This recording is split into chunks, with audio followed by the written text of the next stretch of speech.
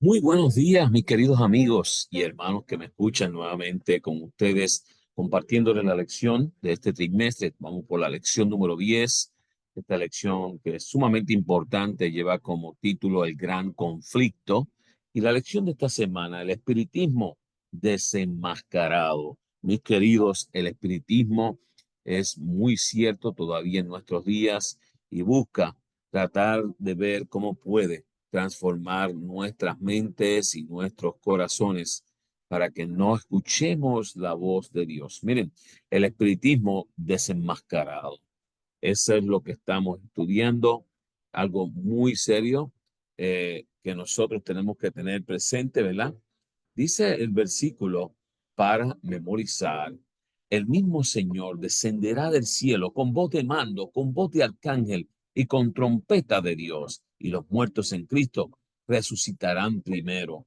Luego nosotros, los que estamos vivos, los que hayamos quedado, seremos arrebatados junto con ellos en las nubes a recibir el Señor en el aire. Y así estaremos siempre con el Señor. Primera de Tesalonicenses 4, 16 y 17. Así es que, mis queridos, ese es el verso para memorizar, para que podamos comprender mejor, ¿verdad? De qué se está tratando eh, esta lección tan importante del espiritismo desenmascarado, ¿verdad? Y vamos a seguir por aquí viendo, ¿verdad? Eh, En todo el mundo, millones de personas creen que después de fallecer, los muertos siguen existiendo de manera consciente e incorpórea. Esta creencia es el fundamento del espiritismo, uno de los engaños más extendidos y eficaces de Satanás. Por cierto, el espiritismo tuvo sus comienzos en el Edén con la mentira de la serpiente a Adán y a Eva de que no morirían, ¿sí? Y allí está, es en ese momento, ¿verdad? Donde se nos dice que si comían del árbol, ellos no iban a morir, tratando de esta forma hacerle sentir de que, ¿sabe? Dios les ha mentido. A lo largo de la historia ha adoptado diversas formas, pero siempre con la premisa subyacente de que la vida continúa incluso después de la muerte. En el conflicto final de la tierra, Satanás engañará a millones de personas mediante fenómenos espiritistas, mis queridos. El libro de Apocalipsis indica que esta es una de las formas en que intentará someter al mundo bajo su control. El objetivo de la lección de esta es mostrar que nuestra única salvaguardia contra los engaños de Satanás en los últimos días es una relación personal con Cristo y una sólida base en las enseñanzas de la Biblia.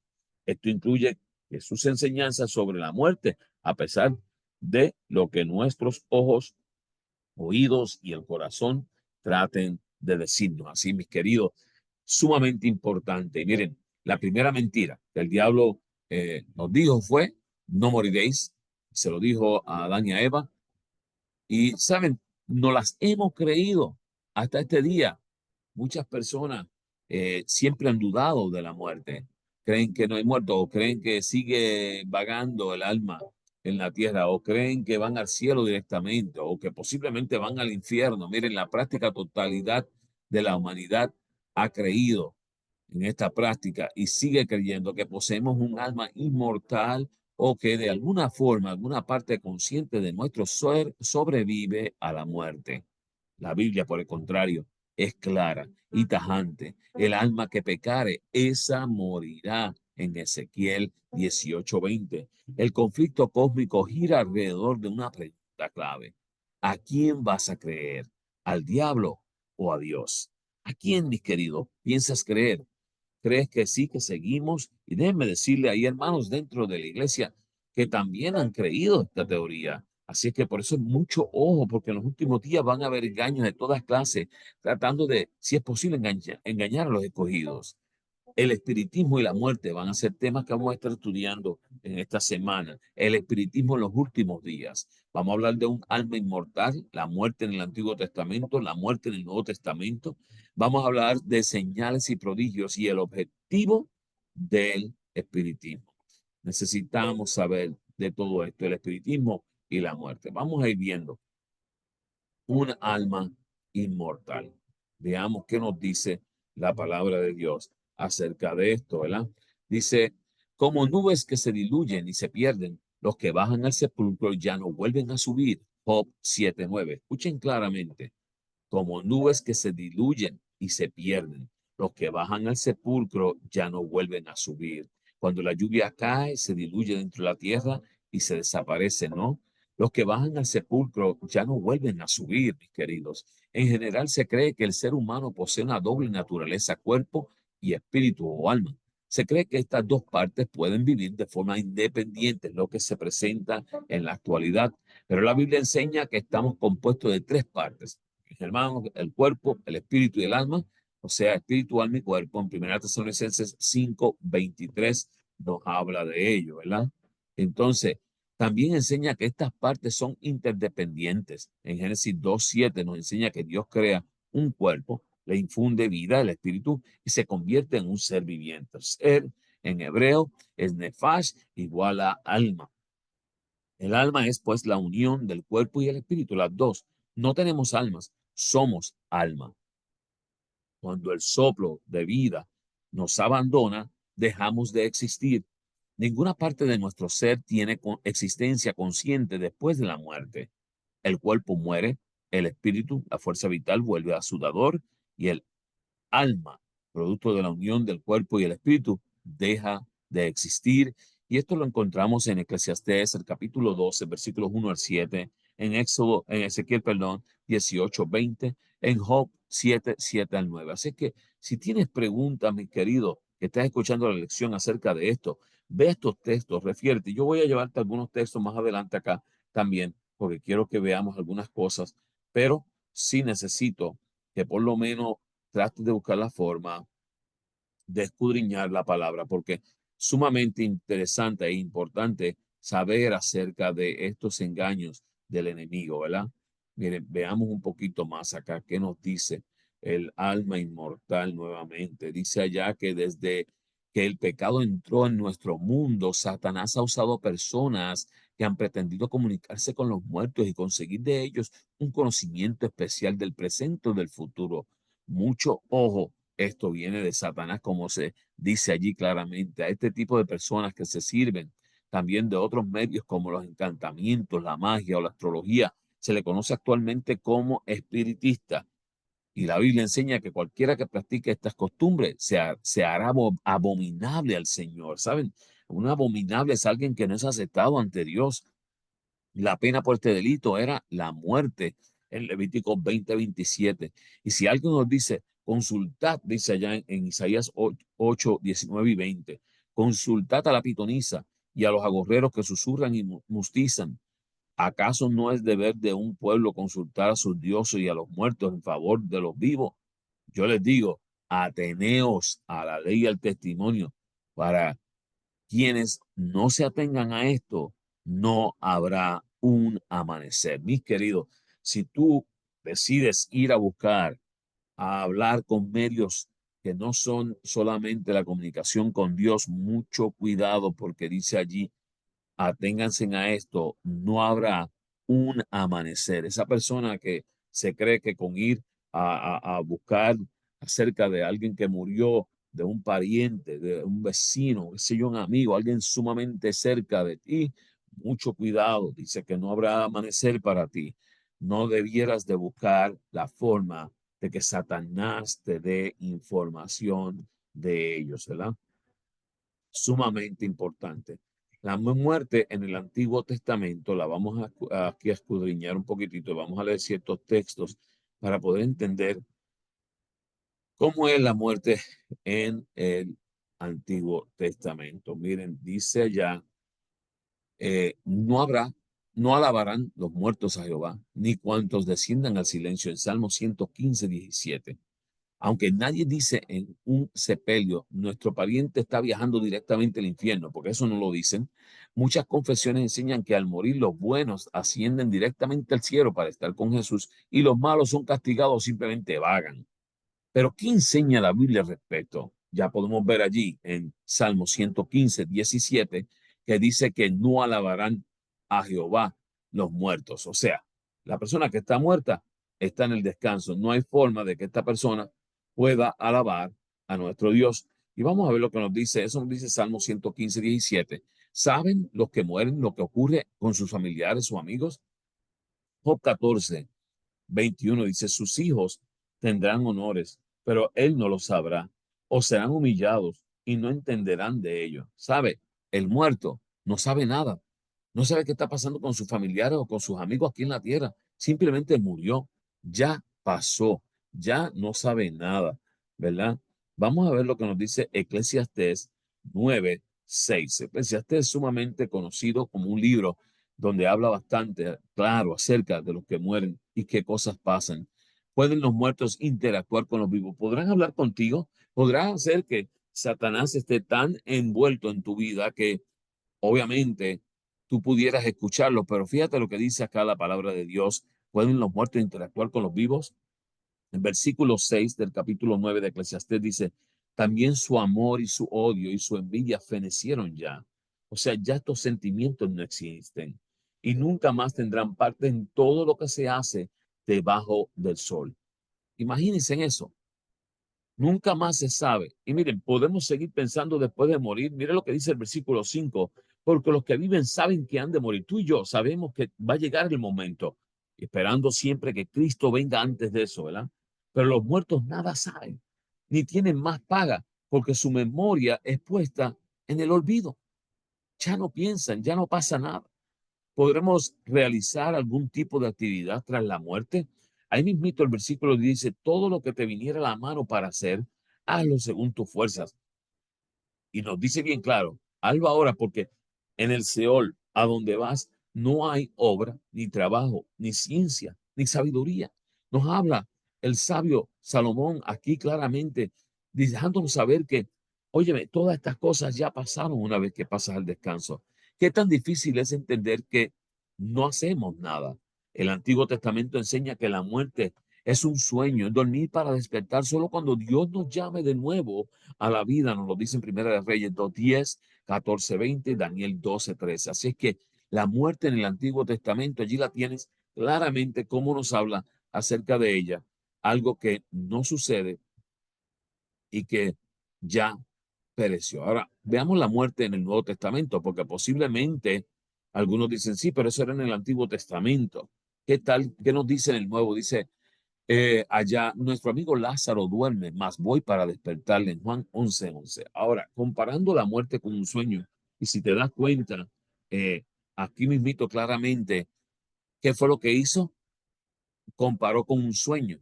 El Nuevo Testamento enseña, al igual que el Antiguo, que la muerte es, es un sueño del que solo Jesús puede despertarnos.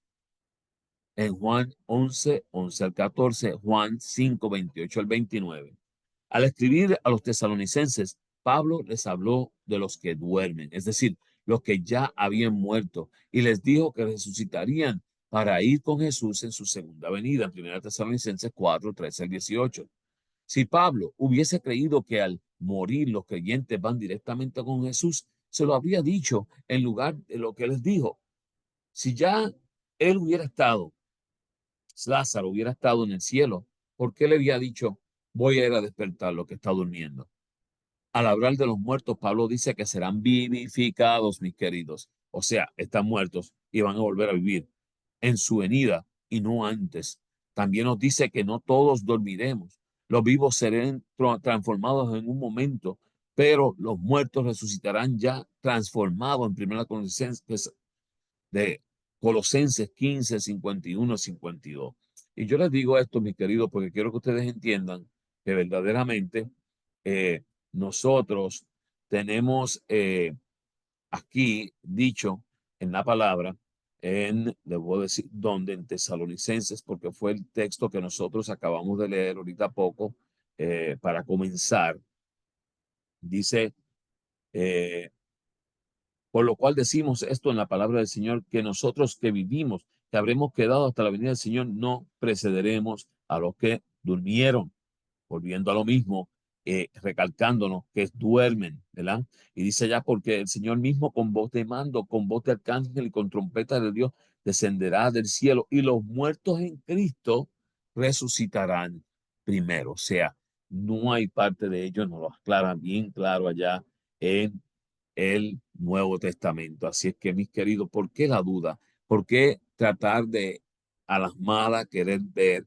que la muerte es algo que transciende la muerte, que hay más vida? La resurrección es clave para poder estar con Jesús. Sin resurrección no hay salvación. Será en la resurrección cuando recibiremos nuestra herencia y debemos pues esperar a ese momento, ¿verdad? Eso es lo que nos dice allá la palabra de Dios. El espiritismo en los últimos días, porque sigue todavía en estos días latente, buscando la forma de confundirnos, de tratar de meter en nuestra mente cosas para que nosotros podamos creer. Dice que porque se levantarán falsos cristos y falsos profetas y harán señales y prodigios para engañar, si fuese posible, aún a los escogidos en Marcos 13:22. El espiritismo es un movimiento liderado directamente por Satanás y su fundamento es la inmortalidad del alma. Sus adeptos creen poder comunicarse con los muertos y aseveran recibir de ellos poderes sobrenaturales. Aunque ahora son limitados por Dios, llegará el momento en el que Él les permitirá realizar milagros irrefutables que maravillarán a los que contemplen en Marcos 13:22, 2 de Tesalonicenses 2:9, Apocalipsis 7:1 y 13, del 13 al 14. Después de ver la restauración completa de un enfermo terminal, un vehículo detenido en seco para no arrollarnos, o a nuestra querida madre ya fallecida hablándonos con ternura ante nuestros propios ojos, ¿no creeremos al que hace tal prodigio? No podremos fiarnos de nuestros sentidos ni de nuestros sentimientos, mis queridos. Esto es sumamente importante porque el enemigo va a buscar todas las formas de que creamos y para crearnos, cuidado, podrá hacer todas estas cosas al punto de hacernos creer que nuestros seres queridos volvieron del más allá, como dicen. Ahora vinieron para estar con nosotros, para dirigirnos, para enseñarnos. Pero tenemos que estar claros, la palabra de Dios es clara, dice que no tienen más memoria en este mundo. Solo la seguridad en lo que conocemos de la palabra de Dios y la plena confianza en Jesús nos permitirán resistir las últimas tentaciones del enemigo, nos dice Isaías 8:20 y Efesios 6:13. ¿Estás listo para este momento? Solo te pregunto, son señales y prodigios del fin, ¿verdad? Y miren, el objetivo del espiritismo, porque este siempre ha sido el objetivo, pues son espíritus de demonios que hacen señales y van a los reyes de la tierra en todo el mundo para reunirlos a la batalla de aquel gran día del Dios poderoso. Apocalipsis 16:14.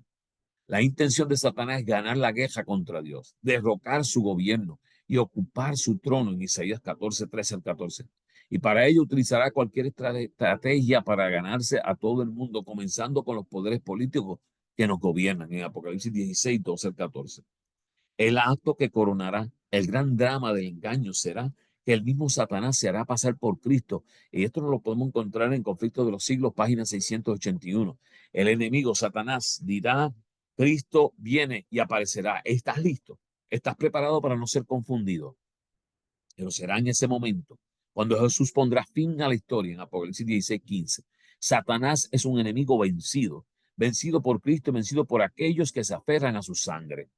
Todos nosotros hemos vencido a través de la sangre de Cristo. Y la señal distintiva de los que hagan frente a los engaños espiritistas es obedecer los mandamientos de Dios y nos mantenemos fieles a Jesús en Apocalipsis 14:12. Así es que, mis queridos, estás preparándote tú, estás poniéndote en ese lugar para poder también tú ser uno de estos que estén en victoria en Cristo Jesús, preparados para ese momento final de no darle a Satanás el gusto de creer que ha ganado la victoria contra Dios cuando verdaderamente tú la puedes haber librado por medio de Cristo Jesús. ¿Verdad? Miren lo que nos dice acá para finalizar Elena G. de White en Primeros Escritos, página 262. Dice que los santos deben tener cabal comprensión de la verdad presente, que se verán obligados a sostener por las escrituras.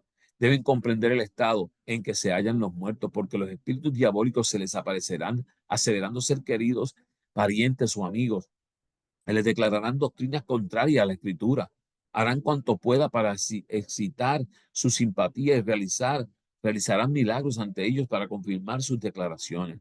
El pueblo de Dios debe estar preparado para rechazar a estos espíritus con la verdadera con la verdad, perdón, bíblica de que los muertos nada saben y que los aparecidos son espíritus de demonios.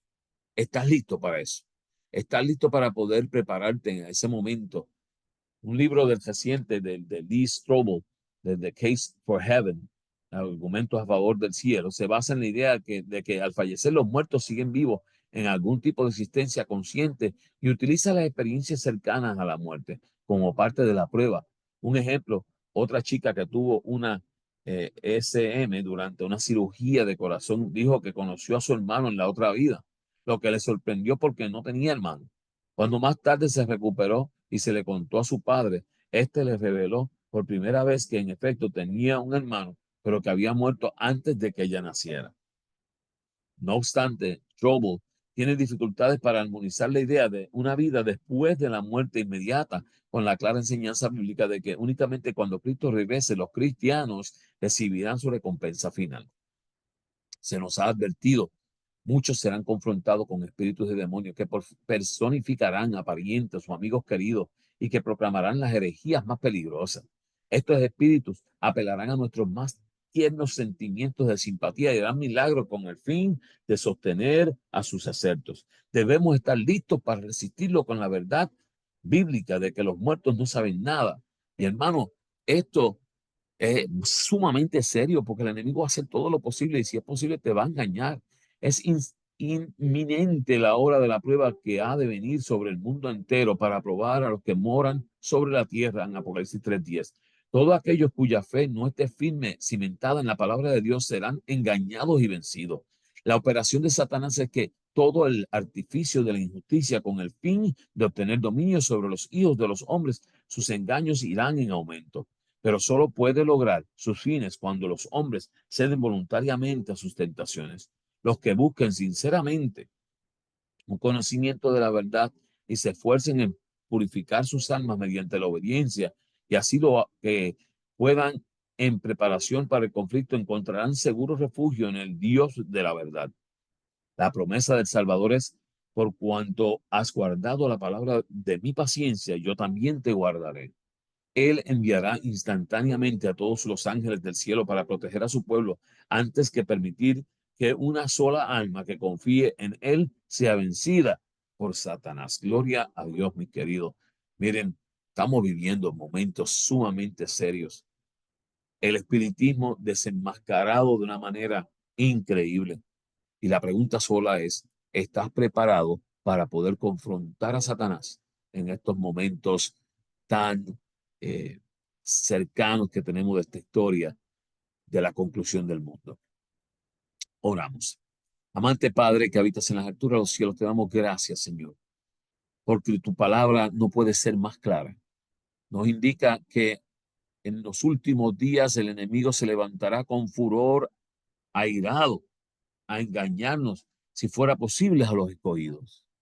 Y queremos ponernos en tus manos de amor, Señor Jesús, para que tú transformes nuestros corazones y podamos tener tu palabra en nuestro corazón, que podamos comprender que verdaderamente los muertos nada saben y que aunque el enemigo ha querido hacer ver que a pesar de la muerte hay vida, nosotros conocemos por medio de tu palabra que después de la muerte solo esperamos la venida de Cristo Jesús si estamos preparados, pero estaremos durmiendo, esperando ese día maravilloso cuando tú vengas en gloria para ir a morar contigo a la Canaán celestial.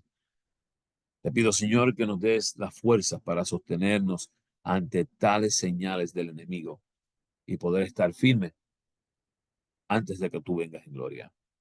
Ayúdanos a amarte, ayúdanos a entenderte, ayúdanos a atesorar tu palabra en nuestros corazones. Te lo pedimos en el nombre de Jesús. Amén. Mis queridos, muchas gracias por compartir esta lección. Continúa compartiéndola a través de YouTube, a través de Spotify, a través de podcast. Te puedes suscribir a cualquiera de las plataformas, siempre la vas a recibir.